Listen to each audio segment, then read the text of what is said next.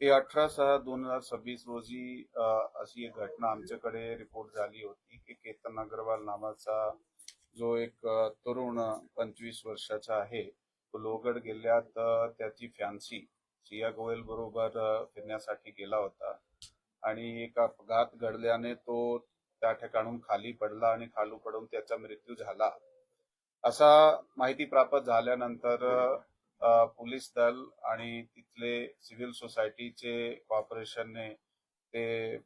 त्याची जे बॉडी होती त्याला बाहेर काढला आणि त्याच्यात एक ईडीचा जे केस आहे ते दाखल करण्यात आलं होता 36/2026 बीएनएस कलम 194 प्रमाणे लोणावळा ग्रामीण पोलीस स्टेशन मध्ये. त्यात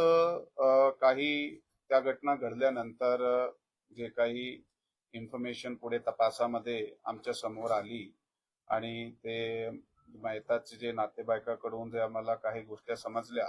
तर एक सस्पिशन निर्माण झाला. त्या सस्पिशन च्या आधारे पुढील अधिक तपास गोपनीय माहिती आणि तांत्रिक यंत्रणे आहे त्याचा वापर करून करण्यात आला आणि त्यातून आमच्या समोर निष्पन्न झाला की हा ऍक्च्युली त्या मयत केतन विशाल अग्रवाल यांचा ज्याच्याबरोबर लग्न ठरवला होता आणि काही दिवसाने लग्न होणार होता सिया गोयल त्याचे बरोबर त्याचा नाता काही दिवसापासून वाईट झाला होता आणि त्याच्या तापसात काही भांडणासारखे प्रकार सुद्धा झाले होते आणि याच्यात एक तिसरा इसम जे आहे तो चेतन चौधरी नावाचा आता होता आणि तो व्यक्ती की सिया गोयलचे बरोबर त्या दोघांनी कट रचून त्याला मारण्याचा त्यांनी कट रचला आणि त्याप्रमाणे प्रॉपर प्लॅनिंगले त्यांना इकडे घेऊन गेले फिरण्यासाठी लोहगड किल्ल्यावर आणि हा दोघे वर गेल्यानंतर तो चेतन चौधरी सुद्धा मागून किल्ल्यावर गेला आणि किल्ल्यावर गेल्यानंतर त्यांनी त्याला ढकलून दिला आणि तो खाली पडला आणि त्याची मृत्यू झाली. असा हे यामध्ये लोणावळा ग्रामीण पोलीस स्टेशनची टीमने अधिक तपास 2-3 दिवसाच्या आत जे केला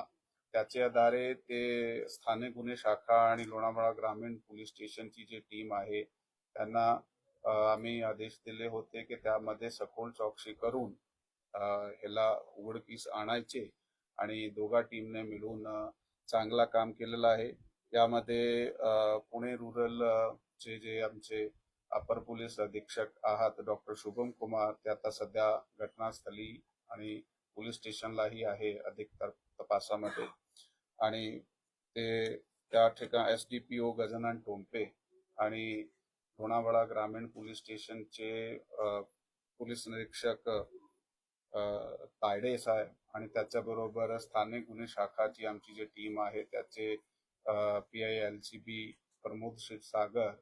PSI सावंत आणि त्याची टीम त्यांनी खूप चांगल्या पद्धतीने या गुन्ह्याचा तपास केला आणि हे गुन्हा उघडकीस समोर आणला. या गुन्ह्यामध्ये ह्या दोघाला ताब्यात घेण्यात आलेला आहे आणि ताब्यात घेतल्यानंतर अधिक विचारपूस करत असताना त्यांनी गुन्ह्याची कबुली सुद्धा दिलेली आहे. आता सांगितले त्या दोघांचे काही मागच्या दिवसापासून भांडण सुरू होते, नेमकं काय लग्न ठरवल्यानंतर ते एकत्र आले,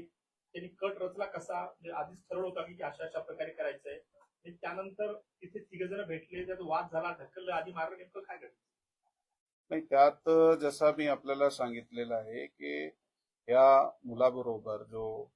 ह्याच्यात चौधरी नावाचा मुलगा आहे त्याच्याबरोबर ते त्या मुलीची अगोदर पासून ओळख होती. त्यांचा नेमका जो